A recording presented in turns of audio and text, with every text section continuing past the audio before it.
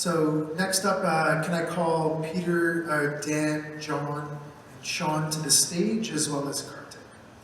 And so I'm going to turn it over to Kartik Talwar, who is the co-founder of ETHGlobal, as well as the general partner at A.Capital in San Francisco. Kartik. Thanks, Nabil.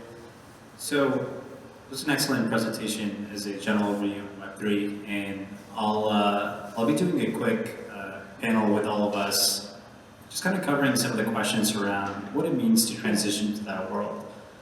So kind of with that, I know we already kind of heard from Peter and what Horizon Games is doing. So maybe starting with Dan, we'd love to learn or have the audience know who you are, what you do, and just in general, what Web3 means to you. Sure.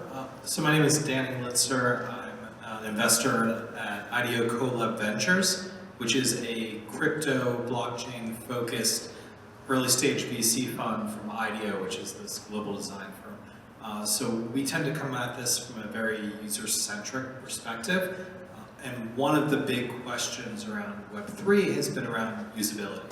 And I think that some of the folks on the stage have really been leading the way in terms of making these financial interactions online in these kind of mini economies that are being created, making them feel a lot more Web 2-like. So I spend a lot of time looking around, playing it. I love Skyweaver, played it a bunch. Yeah, just really excited by how quickly this space is evolving. Hello, I'm the CEO of Fortmatic, and basically we solve the usability problems in Web3 by solving key management problems. So you can log into your Web3 app like normal with email or phone in a non-custodial key management architecture, yeah, basically an alternative to MetaMask, so users don't have to kind of drop off during onboarding. Before that, I was part of lead at Docker, created Docker Desktop, which is used by millions of developers every month. And I'm Sampson. I'm with Brave Software. Glad that we got that little plug at the beginning. Thank you so much. Of course, Brave is a privacy-oriented browser. We focus not on just preserving user privacy and user sovereignty, but also on the sustainability of the web. We've seen, since 2016 and forward, more than 600 million devices with blocking ads and trackers across the web. This is spectacular for making a safer, more private web, as those trackers tend to leak your information liberally to various third parties without your consent. But there's also a sustainability issue there, because when you're blocking all of these ads, you're not just hurting big companies, you're hurting the small people, as I mentioned, the people who are writing tutorials on Solidity, the people who are building awesome new games if they were to run advertisements in those games. And so what Brave has done is we've actually set out to create a utility token that would allow you to transfer value back into those individuals' wallets. And it's been working considerably well for us for a few years now. So looking forward to where this industry goes forward and what we talk about today. Thanks. So a lot of interesting things were just touched upon. What I want to kind of say is let's start a discussion on this one topic about data. A interesting sort of consequence of moving to the Web3 world is that now you are moving the cost of managing the data and the ownership of it to the user. There's a lot of side effects of that. There's a lot of the good and bad of it. From kind of your perspective, like just maybe starting with, do you think that's a good move, or like should users be in charge of their own data, and do they want that? Like, what do you think about that from the point of view of your product, the point of view of like where the general sentiment is, and should the average users care? I'm happy to give a first pass at this. I don't think any user cares about managing their own data. In fact, they don't want to manage their own data. What they want is privacy and the ability to control how that data is used. And so I think tools like Brave are really good for that, for putting the user back in control. But one of the, I think, big questions that everyone here has grappled with is, how do you give users control without putting them in a position where they're going to screw up, right, and lose their data? Because nobody wants to lose their data, even more than they don't want somebody else to misuse their Yeah, I'll piggyback off of that. I was not with you at the beginning, but then I was. I do think it's important that we, as the individuals building the software, building the solutions, that we efface the scary bits of it. Users should not have to think about the blockchain. They should not have to think about breaches and that type of stuff. They download our apps, they use our apps, they do so with an implicit trust that we are going to be doing things the proper way. The great thing about Brave and many other modern applications today is that we never have your data never leaves your device, and we can't abuse or lose what we don't have. And so I think it's, to your point, the goal is to make it easy for the user so that this stuff just happens by default, and the users don't have the concerns that they would have had in years prior. Yeah, the way I see it is, I think in order to move users to the Web3 world, it needs to be a more pragmatic path where we provide something that is, a familiar user experience to users of the Web2 world. So I think by solving some of the key management challenges, for example, leverage with things like IPFS to store user data, then you can kind of achieve this kind of experience without introducing like new concepts to regular users. Yeah, essentially, I think it's a progressive disclosure, and as users get more context of what they want, they can slowly evolve into products that fulfill their requirements. So actually, one thing to circle back to your original question, who pays for this? Right, I think that's a big challenge. One of the amazing things about the advertising-driven model of the web as we know it today has been that it's enabled access to services to billions of people in the world, right? People who would not be able to pay if Facebook started charging. They could not pay for Google services. And so there is this flattening effect from advertising that I think is really powerful and has enabled wonderful things in the world. I think the issue is that we've almost like tipped too far, and now we're in a place where the level of surveillance and loss of control of our data is a problem. But I think one of the things that I really don't want us to lose as we make this Web3 transition is the idea that services need to find a way to remain free and accessible to everyone in the world, or else we've all entered in here idealistically, but we're going to end up creating a worse version of what we have today. No, it's a very interesting topic. Maybe one comment from Peter. As you kind of design a game that's mostly powered on Web3, what kind of psychological behavior changes does that require? Like, do you think that it adds more complications or a different mindset now that everybody can value this thing, or does that get abstracted away and all we're doing is offering these features as things like you don't have to worry about data loss or you have to worry about leakage or your information being stolen, but nothing else changes on the outside? Yeah, it's a great question. That's what gaming is a cool thing to explore, just because there's an existing market around virtual items.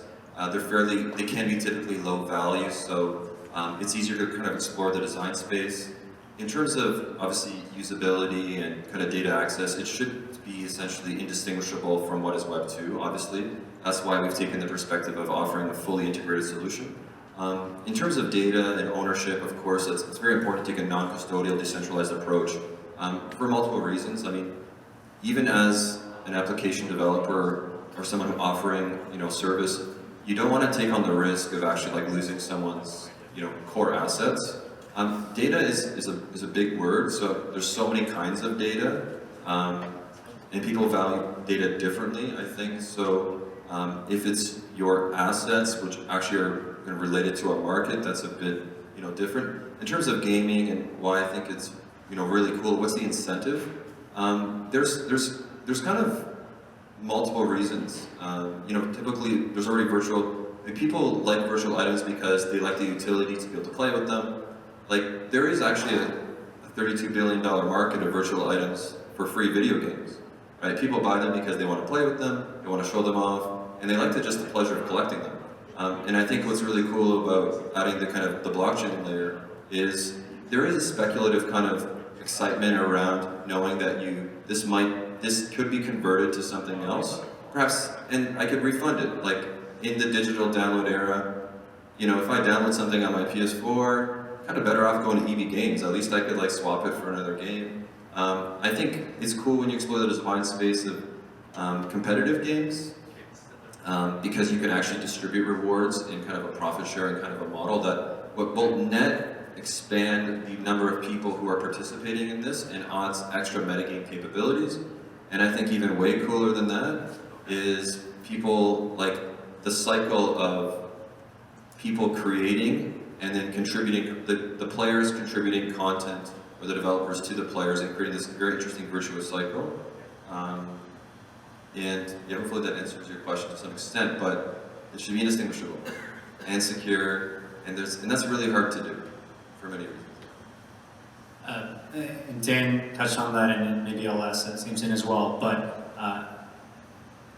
does moving to this Web3 let us kind of explore different types of business models? And as you kind of pointed out, a lot of this is based on subsidy that lets you kind of trade off distribution versus sort of revenue or product focus. How do you think about what changes in terms of business models or niches or just how people operate businesses? Yeah, that's a great question. So what we've seen in this world today, like the crypto world, the Web3 world, there have been two business models that have worked so far. One is exchanges, where people are buying and selling tokens, and the exchanges have made a lot of money. And the other has been selling a token, right? Issuing tokens. And those are not like great generalizable models, right? It's wonderful that there are some big businesses built that way, some big infrastructure built that way, but we do need to get beyond that. And so I love the experiments that we're seeing, like what Peter's doing with Horizon, where it's I don't know if you originated this term or somebody else did, it was like play to earn, and kind of giving a way to like enter into an economy through participation. So I think that's an interesting model, and I'd love to see that get proved out a little more. We're seeing a lot of variations now where people are building this financial stack. So for everyone who watched the kind of DeFi panel before, I think a lot of the projects represented did launch their own token early before they had a broadly used product. Right? It may have been functional, but it didn't have product market fit yet. And now we're starting to see more protocols like Compound, which is this money market protocol, Uniswap, which is this exchange protocol, that are launching, and they don't have a token as their business model, but they may evolve into it, or they may build another type of business model on top of that. And so I wish I could be like, here's the new Web3 business model. Like, I don't think we have that yet, but I love the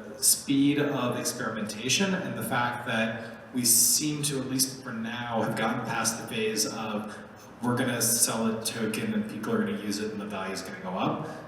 It's getting a lot more nuanced and sophisticated than that. Yeah, one of the things I think Peter mentioned earlier was the value that's created by participants in the system, not just the individuals that are up at the very top of it.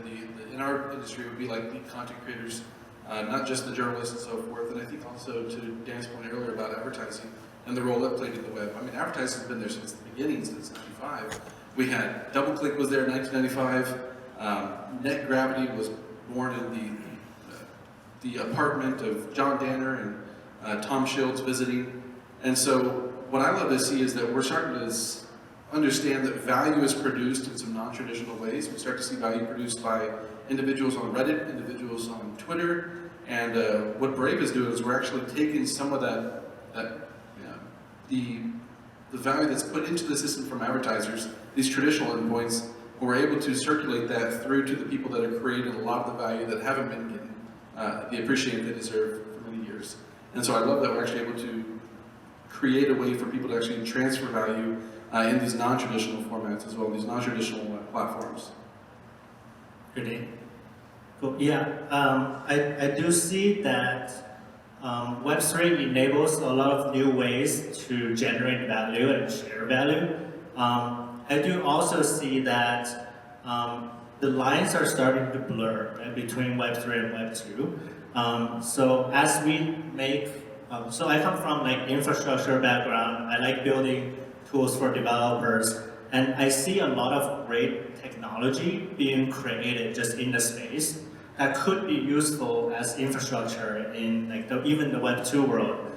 So partly of that is like key management or secret management that could be really useful for this kind of new local first application movement which preserves privacy. So I see a lot of applications in the traditional world as well. So I do see that's a potential direction for many Web3 companies as well. So I actually want to take a hypothetical scenario where just the extreme of the opposite of what you just said. Now that you get the ability to, in a way, price every transaction anywhere from a click to an interaction, do you think that kind of converges how we think about internet or how information should be free or not free? Or does that mean we're just going to see a world where you have to pay money for accessing everything? And also, in general, like, does that force more finance-related things on the web? Like, how much do you worry about that? Does that matter? Do you care about this? Is that even a real concern for each of you? I'll start. I actually don't think you could even enforce that if you wanted to. Information you can duplicate, right? So that's kind of what, you just be on BitTorrent or something. But let's see, how does it change the interactions? I think what ends up happening is by incentivizing more people, you get deeper and ever expanded, like richer content. And that's kind of was the point as to why I talked about Web 1 and 2 in the fact what open standards do versus closed systems. Because you guys may remember for the Netscape thing, remember like AOL Online, like how awesome it looked actually, and it had all these amazing things, but it wasn't an open system. And how could you build a business on such a closed ecosystem? Even like the idea of doing business together. I think it offers, for example, in our game we use DAI, and Arcadium coin, which is actually a stable currency we use as our base, kind of like think of it like Epic V-Bucks, but that are decentralized and work across ecosystems. But we don't have a commercial agreement with DAI, or MakerDAO. We know of each other, but we never talked about working together. I just leveraged their technology. So I think the permissionless ability to do business together creates, the right incentives to allow you to build these platforms that creates exponential output and production of more interesting things, and creates new opportunities to actually make an income. And finally, I would just, also just think about like something like Twitter, which we all use and we really enjoy. You guys may remember the stories of when they released their APIs and started kept changing their opinion as to the guidelines as to what you could or could not do. That is, in Web3 ecosystem, that's not really a problem anymore, right? Because it's part of, similar to Web 1 and the whole ethos is, it encourages interoperability, and it kind of, building on top of it adds benefit to the layer underneath it as well. It creates more utility, essentially, which creates more value. That's what I think. I think even if we get to the point where every packet of data is essentially monetized, you have to pay for it, for someone to store it, for someone to deliver it, that's still going to get bundled. Like, most people are not going to be paying per packet. There will always be somebody who will come provide some other higher margin service on top, and they'll be willing to eat that cost in order to have your business on their higher margin product. So I don't think that's going away. That's not going to happen. There's a great classic Nick Szabo post about like mental accounting barriers to micropayments. And for people who are familiar, like micropayments generally are like referring to like sub 5 cents or sub 1 cent payments, which are just not possible with credit cards based on the fee models today. And so there are technologies that are being developed in the Web3 space that allow for sub-penny payments to actually be economically viable. And I think that will be used for certain infrastructure, but that generally won't get exposed at the consumer level. Yeah, top that would enable a lot of like new ways for infrastructure to charge, right? And something that's more fair, that is based on actual usage of the infrastructure. versus something like charging for active users a month, right? You can now charge on activities. But yeah, generally, I think it's important for protocols to be open and really transparent to kind of build trust so that other companies can build on top of it. I do see potentially two models where the protocol layer can make money, and then the application, the company kind of builds on top of that, makes money as well. And in one case is, Docker is open source, is really open, it's ran in a pretty transparent way, at least for the open source project. But as an open source project, it has like incentivization aligning issues, right? So I could potentially foresee that new open source models could adopt like the blockchain in order to align incentives of all the participants. Yeah, I mean, with Brave, there is an invisible transfer of value by default that the user is maybe not even aware of oftentimes. So the way the whole system works is advertiser dollars go in, they're converted into tokens, users browse the web, the browser keeps a private local summary of the sites you visit and how much time you spend on each one, including properties like YouTube channels, Twitter accounts, so forth. And then at the end of each month, there's value transferred out proportional to the amount of time you spent on those properties to those publishers themselves. And so I think there's going to be these emerging economies of just invisible value being transferred all the time. I'd hate to see stuff, I think I mentioned before, that content just being locked away behind paywalls and more stuff where you have to manually and then forcefully exert the friction to get access to that. But so far, I'm very optimistic that things will continue to be open. If there is a necessity for value to be transferred, it's going to continue to do it in a friction-free and pretty fluid way.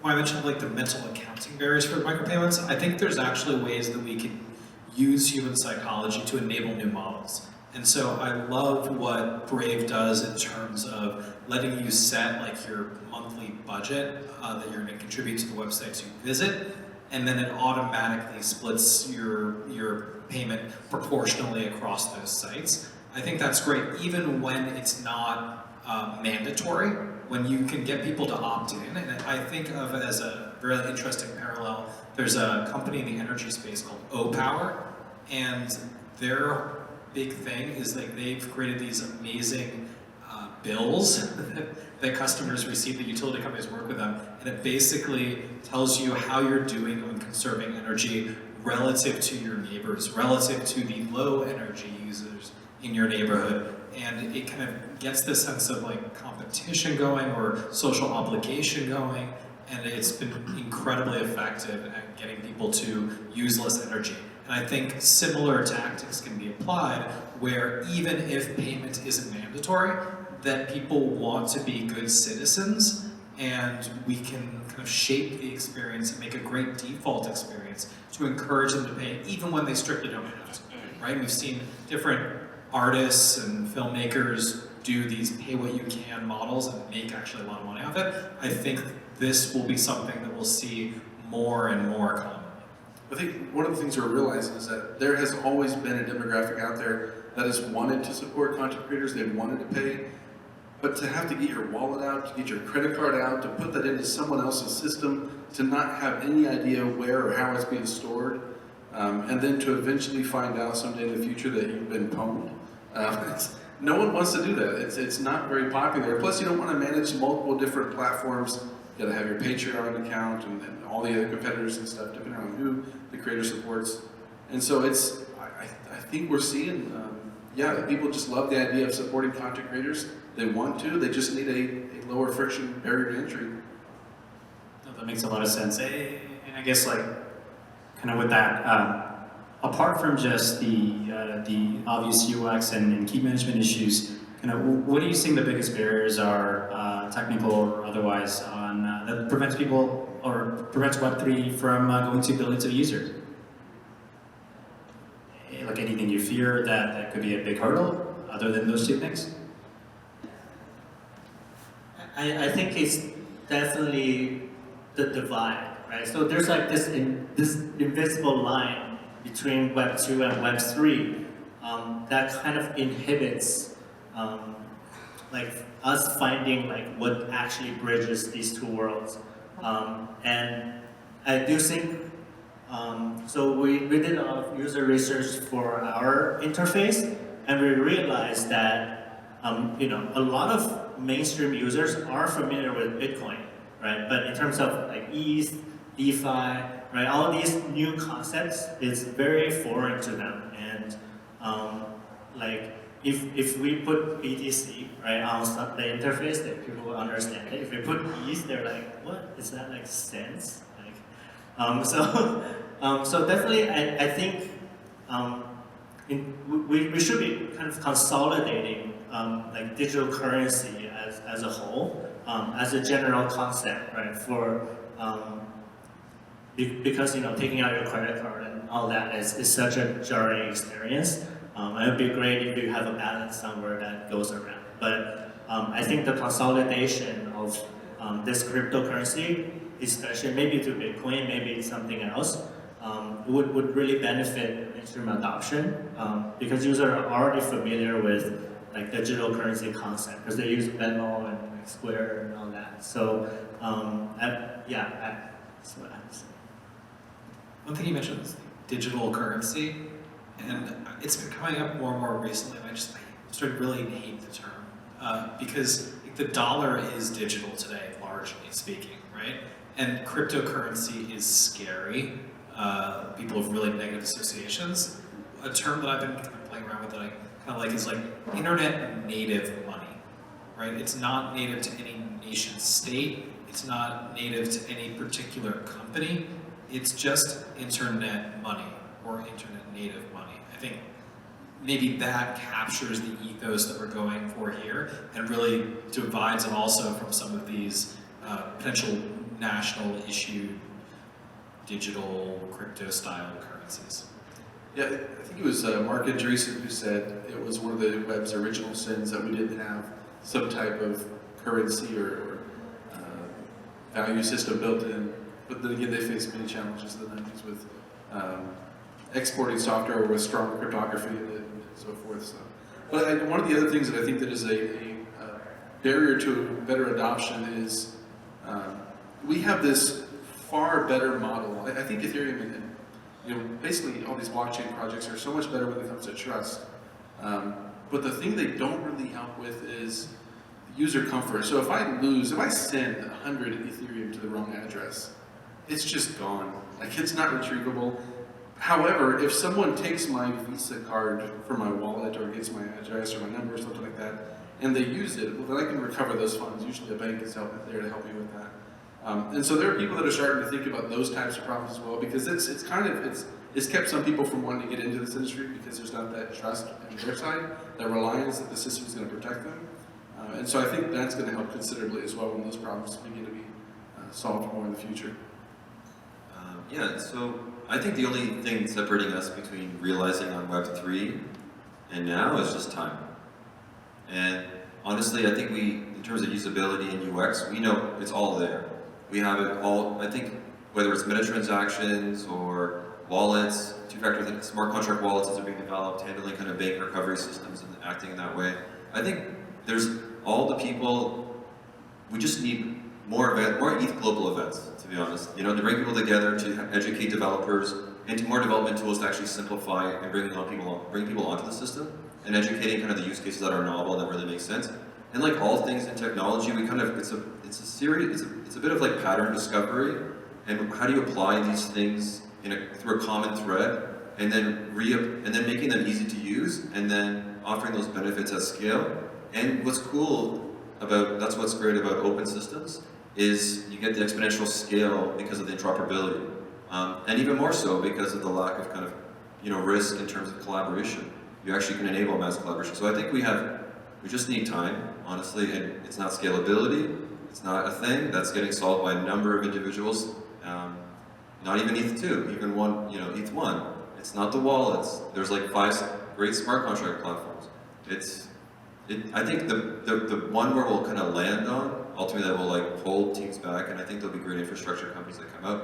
Of course, is security, right? Managing these economies and managing these assets, and regulatory issues is definitely a thing. Money laundering is a concern. all of these sort of things, but I don't think we're far away now. That's great. To wrap up, what is one fun or interesting Web3 thing you've played with recently that you think the people in the audience should check out? Other than your own game? The Brave browser. Actually, your own friends. I mean, I love ETHJS, of course. The Nomic Labs guys are doing beautiful work on development tools. I'm obviously a major fan of the rollup work that's happening in Layer 2.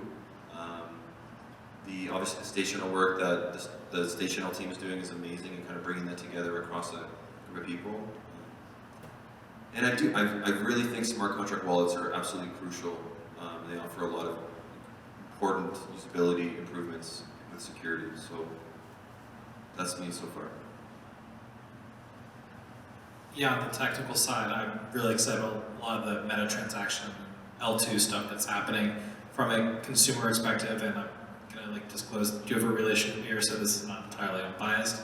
But there's a really cool company protocol called Pool Together, where they've got this gamified savings. So you're depositing DAI, this kind of digital dollar, and it's going into Compound, which is this money market protocol. But every week, all the interest is being collected together, and one person randomly wins that. And anybody can withdraw their principal at any time, but it kind of gamifies savings. And this has been done before. A number of different countries have done it. It's been different pilot programs. And what it generally tends to do is it gets people who are in the kind of almost like gambling or lottery playing mindset, and it converts that into a saving behavior.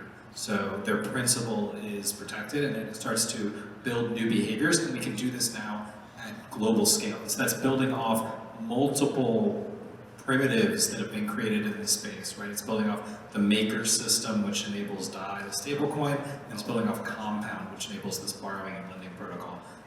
So I think it's really cool. It's been very compelling for people who haven't tried any kind of crypto or Web3 apps yet. Yeah, for me, I've been generally interested in apps that helps users earn cryptocurrency. That's like basically one of the best ways to get adoption is to just pay people with it.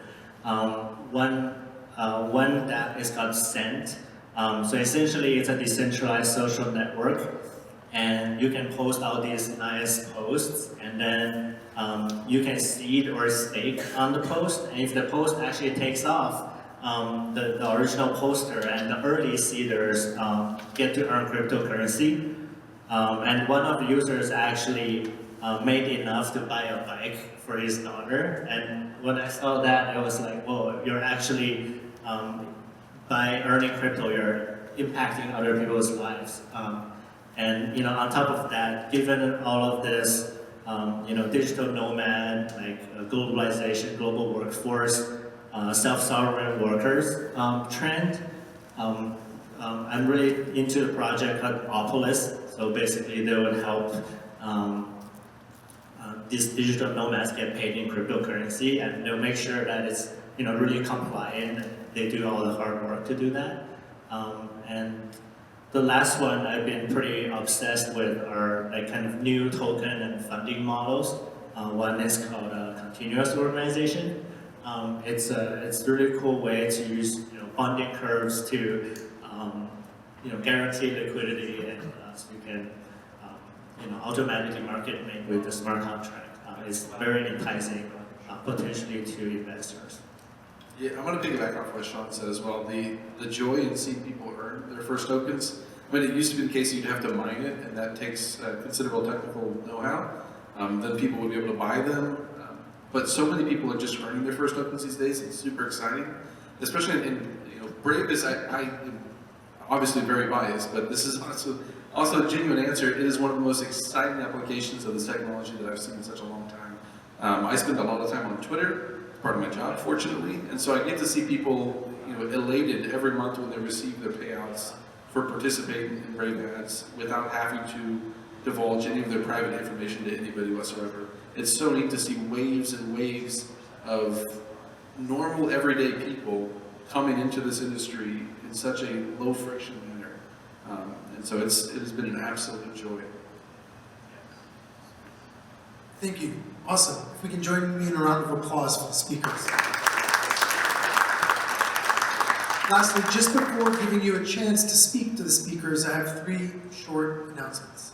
First, if you're interested in these videos and more, just follow ETHGlobal on YouTube and we'll send you these videos and other ETHGlobal events videos. They're all professionally recorded. Number 2, ETHGlobal, if you're interested in working with them, we're actually hiring a marketing lead. So if you're interested in putting on events like this on a global scale, please reach out to the organizers, Kartik, Liam, Heather, Andrew, so on and so forth. Lastly, I wanted to thank Gowlings one more time for helping us make today possible, this free public lecture. And I also wanted to thank our friends at Shopify for helping us by giving us this beautiful space to have these talks. So with that, we'll wrap up and we'll give you guys a chance to mix and mingle. But thank you very much for everybody for speaking tonight.